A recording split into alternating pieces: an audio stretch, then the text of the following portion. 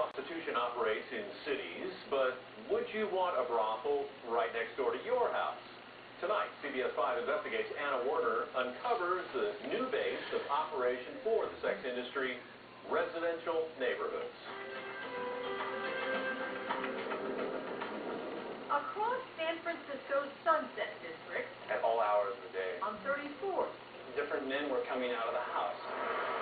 on 20th, Sometimes the men would ring the wrong doorbell and say, I want a massage. on 35th, A lot of cop cars would be in front. residents complain about the new neighbors moving in. I thought it was terrible. Why? Emily Baldocci's neighbors on 34th Avenue were prostitutes, working the house across the street. She watched the spectacle from her dining room window. We could see men going up and down.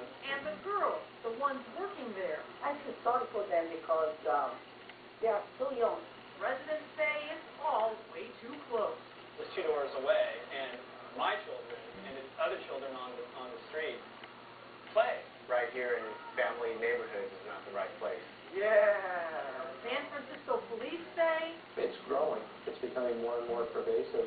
in fact, this year alone, police have made a series of arrests throughout the Sunset.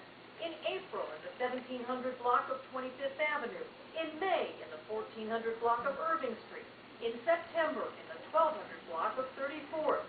Nearly 24 arrests at 9 rental houses so far, and likely more to come. But why here? Residents want to know what's driving houses of prostitution into their quiet neighborhoods. We asked the woman who heads what's called the Erotic Service Providers Union, a group organized to represent sex workers in the city. There was a big change in the zoning laws around the massage parlors. Dugan says when the city cracked down on brothels masquerading as massage parlors a couple of years ago, the brothels moved out. We knew it would result in exactly this kind of situation that would force businesses into residential areas. Is she right?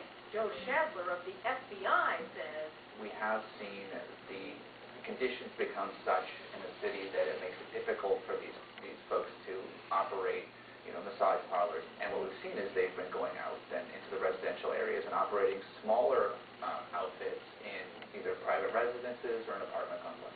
where it's easier for them to operate. You don't have to deal with the city, you don't have to deal with permits or inspectors or anything like that. And they can hide a business, he says, that often involves human trafficking of young girls and women. And San Francisco police found possibly happening in one of those houses in the Sunset. The likelihood of there being a human trafficking aspect to them is very high. But don't tell that to the Erotic Service Providers Union's Maxine Dugan. If there are businesses in those neighborhoods, it's because there's business there, right? It's like the corner store, or the corner dry cleaner. But the corner store and dry cleaner don't have people showing up to have sex in. You make it sound like that's a bad thing. There's nothing wrong with that. And she claims those brothels actually bring something positive. Clearly they do bring value to the neighborhood. That's why they're there. What's the value they bring? Those are people's services that they are giving and that they are receiving. But again, how's that of value to the neighborhood? I think that people who, are satisfied sexually are better people, wouldn't you say? Well, that's a nice rosy picture that she paints, but I don't know that that's the exact truth of the matter. I'd have to disagree with that. There's no rosy picture there, and there's no satisfied, sexually satisfied community out there. This is people who are being manipulated and forced into these things. But at the house across the street from Emily Baldocci's, not anymore. After the cops came, Assault came and then they left. the prostitutes moved out. It's an activity that has no place in a residential neighborhood. It's the wrong place for it to be. Anna